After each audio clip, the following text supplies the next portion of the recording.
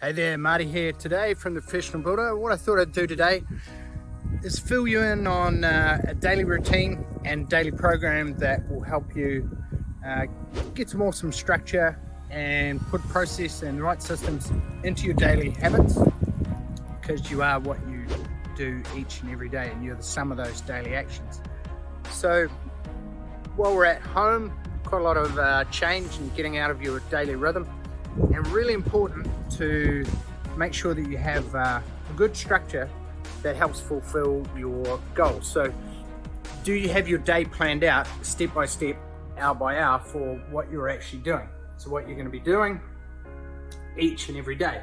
And I know for myself, I've got a little bit out of whack in the last couple of days with what I'm actually doing, what I'm working on, and so forth. So I made sure that I went back through, wrote down my my daily habit, daily structure, and thought I'd share them with you today, so that you can take parts that you like, that you see that will be helpful or could be helpful to you, and can apply those to yours.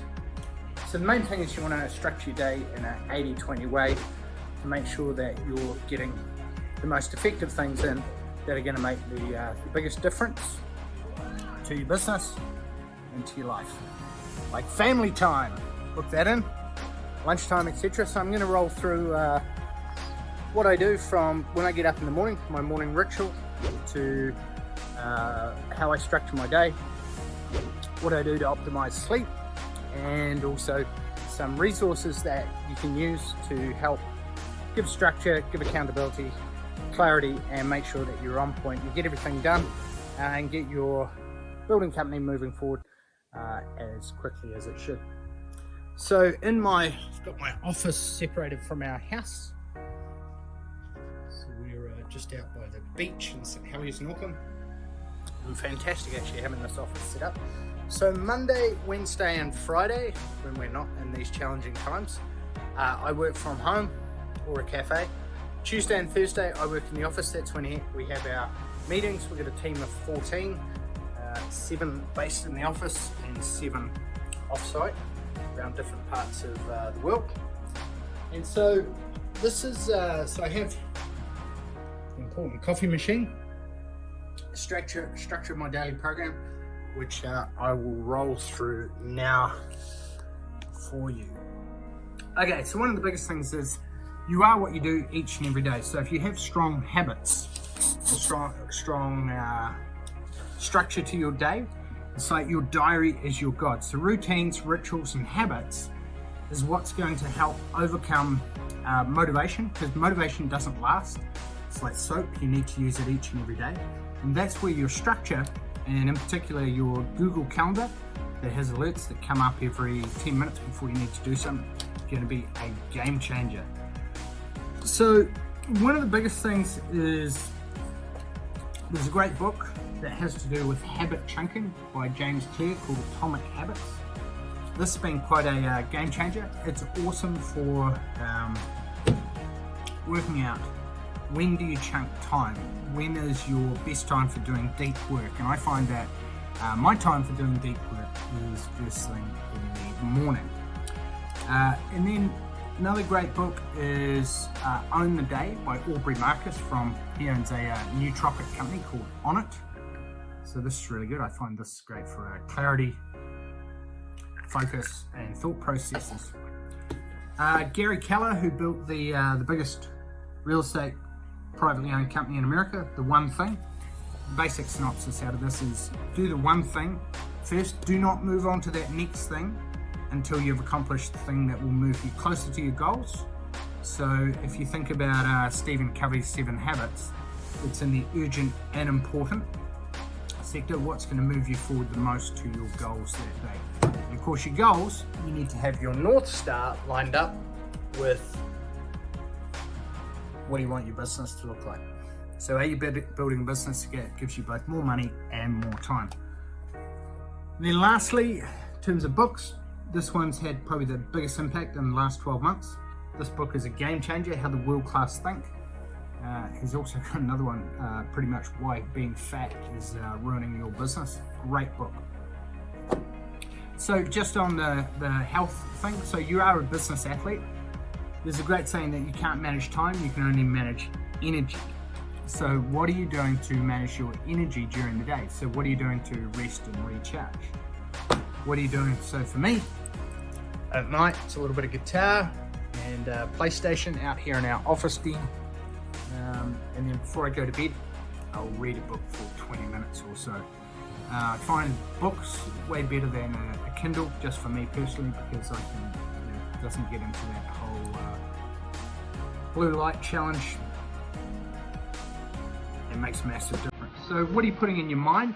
So you need two things. You need will set, so this sort of stuff, and then you need specific skill set strategies of what you're working on. And it should be just in time rather than just in case. So what do I mean by just in time? Well, if you're working on marketing and you're working on improving your direct response marketing to your website, then you'll be wanting to make sure that you're going through the TPB program, doing the 42-point website audit checklist, going through what do you need to do to drive traffic, how you doing your lead gen magnet, etc.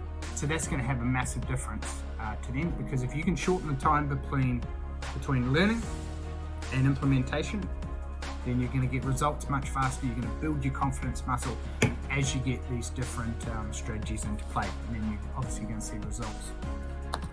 So what does your day or your week look like? What's the structure like? And particularly now, what is going to keep you on track to make sure that you come out 30, 60 or 90 days stronger? So I've got a My Daily program up here on the wall. I'll run through that now with you, and with what you're doing, just fine tune it to what works best for you. Some people work better in the morning, some people work better at night for doing deep work. So you want to make sure that you're covering off mentally, spiritually and physically. So what are you doing to calm your mind spiritually? So are you doing meditation? What are you doing mentally? So what's making you sharper? And then lastly, what about physically? So you can either have two types of pain. The pain of discipline, of getting this stuff done, or the pain of regret of letting one of these areas go unmanaged, unnoticed, and not having it top of mind. So 6 o'clock, I get up every day. I get up now earlier than I used to. I find that's been a game changer. Getting up earlier, it's just great gratitude for the day. I find I'm ultra productive in the morning. As soon as I'm up, cortisol spike is the highest 5 minutes after you get up. So that's like a stress hormone, the fight or flight release. And what I do then is I will go straight into the Calm meditation app, and I'll meditate for typically 10 to 15 minutes. And I find that gives me more focus, more clarity, less stress. I don't attach emotion as much to the highs and lows of what I'm doing. Just allows me to move forward. It's like standing on the side of a river and watching all the turbulence go past rather than being in the midst of it all. And you can decide what you decide to attach emotion to or not to. Then I have a cold shower. So I do 1 minute cold shower, 5 minute normal washing, and then 1 minute cold when I get out. And that's great for, there's a lot of science around this on being cold adapted, helps with being more invigorated, synaptic improvement in blood flow, and also being basically feeling more alive and more into it as you get out. And if you make life harder, the rest of the day gets easier as well. 7 a.m. I do my morning ritual. So that's where I'm going through this. So this goes through Theatre of the Mind by Dan Kennedy. What do I do? Who do I want to be? That's from a book by Maxwell Maltz called Psycho-Cybernetics, brilliant book. You basically cannot outgrow your identity, and you need to live in the identity that is above where you want to be. So if you're still thinking about as a builder, then you'll still be making decisions from a builder's perspective as opposed to a business owner. If you've got a business owner identity versus an entrepreneur identity, you'll make decisions differently with regards to investments, development, etc. Then I have my rules, so I start the day the same way each and every time. I exercise every day. I work no more than 2 nights. I don't work on weekends, etc., etc. Then a little bit of gratitude journaling. So what am I grateful for? That. Even if everything's all turned to custard, there's still ways that you can reframe that in your mind with positivity. Then what are our KPIs, our sales goals? What are our KPAs, our actions to get there? Are we on target? So that's basically before the team plays the game each day, and in my mind, am I set up, is our team set up to play the game and to win? Now, once a week, I have I've got 3 coaches. So we've got a guy, Cole Gordon, one of the best sales guys on the planet. He helps with our sales team of 4 people, structure for that, everything from structure, improving sales, how to run weekly sales meetings, etc., etc. We've got a marketing coach, Kevin Hutto, one of the best Facebook marketers on the planet, and strategic-wise. He helps with making sure that we've got the right strategy, keeps us accountable each week, etc. Then lastly, I have a mindset and physical fitness coach, Wes Watson, and I do a 20-minute debrief once a week on my own, which probably means I have a 1-hour session with him. So each week is probably my most valuable part of my week, where I'm sitting down reflecting quietly on my own. 3 great things that happened to me last week. Coronavirus, ideal time to step up and lead. Knee rehab going well, and exercising with my 2 boys in the park each day. The main struggle I faced this week, if I were advising someone or mentoring someone with the same struggle, what would I advise them to do? 2 things I learned about myself in the last week. 1 decision that I could have made last week to make my life better or move faster. What worked really well this week and why. A few of my favorite quotes. List my wins, what did I accomplish from last week. So all these things help to put in perspective, improvements that you're making. And if you prescribe to the CAN-I principle, or constant and never-ending improvement, and just get 1% better each day, then you're massively going to improve in any area that you want to. So that's my morning ritual, gratitude journaling. Then I go into my vision book, and that's where I have the 8 key areas of family, marriage, financial, business, fitness, growth, hobbies, and social. And just go through, are we on track? Am I on track? Doing everything that I want to head to my goals, dad-wise, marriage-wise, business-wise, growth-wise, etc. Toys, very important, home, and then hitting our KPIs each month. So this helps to keep me on track and gives me the why, basically the fuel to your fire. When anything gets hard, you've got that motivation to representing you there. And a good one is to do that with your family together. So then my morning ritual's finished. I start work each morning at 7:30. I work on the business Monday, Wednesday, Friday in the home office. Tuesday and Thursday in the office. And that's when we have all our meetings. And that's really with chunking my days.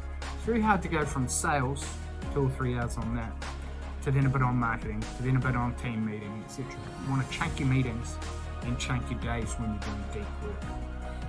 8:30 till 9, I have family breakfast. Typically have the same thing each and every day, a salmon omelette. Luckily my wife loves cooking, and I try and keep my macros in the format of 40% protein, 30% carbs, and 30% fat. And I use MyFitnessPal to track that.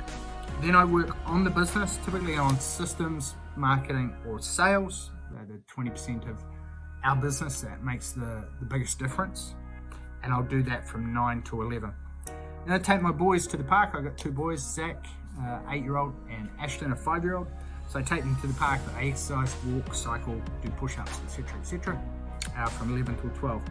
Then I come back in on a Monday, so this is Monday's day.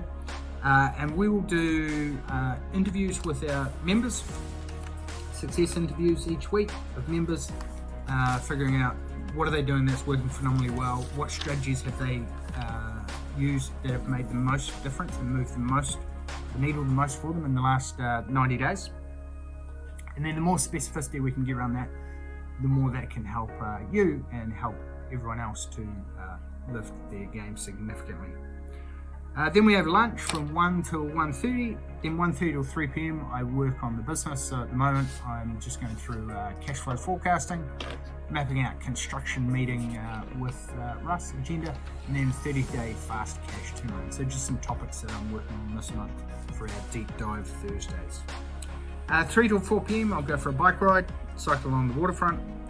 4 till 6 work on the business and PTT. So a good thing to have a better night's sleep, get all the kind of crap that flies around in your head as a business owner out of your head, is plan tomorrow, today.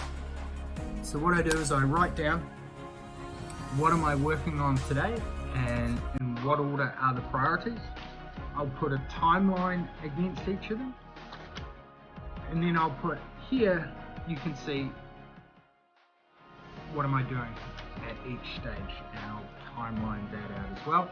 So I have a finish time for each start time and a finish time for each activity, and I don't move on to the next one until I've finished that first one. Then come back home. I help the boys with their homework from 6 till 6:30. 6:30 till 7 we have dinner, and 7 to 8 is either games or self-time. Our boys are allowed to play on their iPads then for 45 minutes. Then I put the boys to bed at 8 o'clock, so read them a bedtime story, etc. And then I've basically got my own self-time from 8:30 till 10. And that might be TV, playing the guitar, PS4, reading. What I'm doing now is I'm experimenting a lot with optimizing my sleep. So I have a Oura ring, O-U-R-A, helps track your sleep. And I'm just changing one variable each week. So we've got blackout curtains, I wear earplugs to bed, stop drinking liquids about 3 hours before going to bed, because I think I was getting up to go to the toilet too many times during the night. And just a whole bunch of other things like getting a deionizing mat, taking all electronics out of the bedroom, etc, etc. So just tracking my score sleep-wise and readiness-wise. So, and then I'm in bed by 10 o'clock. So this week I'm going to experiment with having a shower at 10:45, so it cools down your body. There's a particular part of science called sleep hygiene, cooling my body down, getting a better sleep with lower body temperature. So those are some of the core things, I guess, that have helped massively for me. I've been dialing this in over the last 15 years. I found that you do what works best for you, and just look at the area that you most want to improve, or get focus and structure on. Going to bed at a certain same time every night and getting up at the same time every day is great for discipline and great for your body getting in the same circadian rhythm. So it knows, great, here's when to go to bed, produce melatonin, here's when to get up, produce cortisol, etc, etc. So yeah, have a look at some of these books. Use Google Calendar, get an Oura ring, your vision book, get your morning ritual dialed in. Environment is massive as well, so I'm quite fortunate that it's away from the family, it's separated from our main house. I'm able to separate home and work even though I'm at home. But yeah, play around with what you want to improve, get a structure, keep it lucid to begin with, and yeah, look forward to seeing what you think. Dial in your daily program, because you are what you do each and every day. All right, team, hope you have an awesome day. Cheers.